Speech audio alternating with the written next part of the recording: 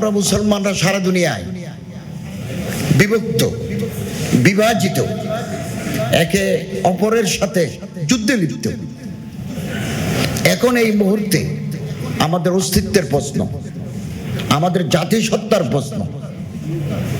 এই মুহূর্তে আমাদের ওয়াহাদাতে উম্মত, একতার ডাক দিতে হবে, এক প্ল্যাটফর্মে আসার প্রয়াস চালাতে হবে।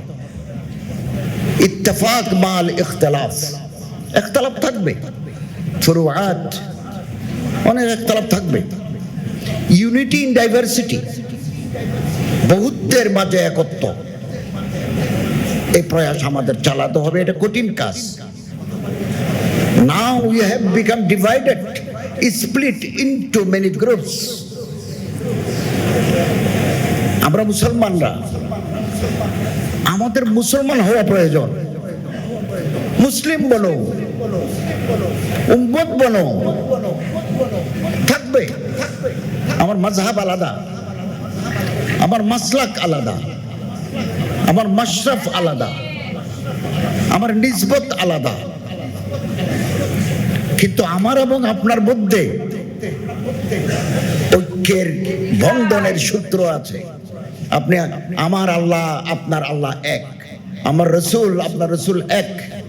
আপনি সাহাবায়ে কেরামদের মহব্বত করেন, আমরা সাহাবায়ে কেরামদের মহব্বত করি। আপনার কিবলা এক, আমার কিবলা এক, আপনার কোরআন এক, আমার কোরআন এক। হতে পারে তরিকা, নিসবত মধ্যে বেশ কম আছে, কিন্তু গোড়ায় আমরা এক।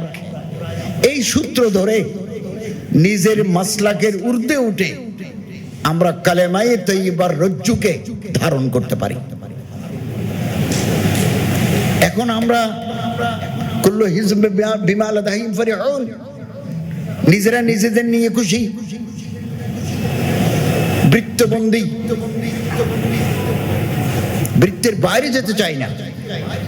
আমার বৃত্তের ভিতরে কেউ আসলে তিনি আমার ভাই, আমার বৃত্তের বাইরে গেলে তিনি আমার হাতফগাহ, তাকে আমি টার্গেট করব। আপনি যুগে যুগে লক্ষ্য করবেন, অন্যরা যা ক্ষতি করেছে, আমাদের নিজেদের লোকেরাই আমাদের নিজেদের ক্ষতি করেছে বেশি। ইমাম আযম আবু হানিফা রাহিমাহুল্লাহ, ওনার জামানা থেকে আজ পর্যন্ত ওনার বারবার আঘাত হানে। মানুষের আস্থার জায়গা, মানুষের জীবন কত, 30 বছর 40 বছর মানুষ ময়দানে কাজ করে, তারপর বুড়া হয়ে যায়। তার যে খেদমাত, মানুষের যে আস্থা তৈরি হয়, কিছু মানুষ আছে ওই আস্থার জায়গায় ফাটল ধরায়, আমাদেরকে ভাগ করে রাখে যাতে আমরা এক হতে না পারি।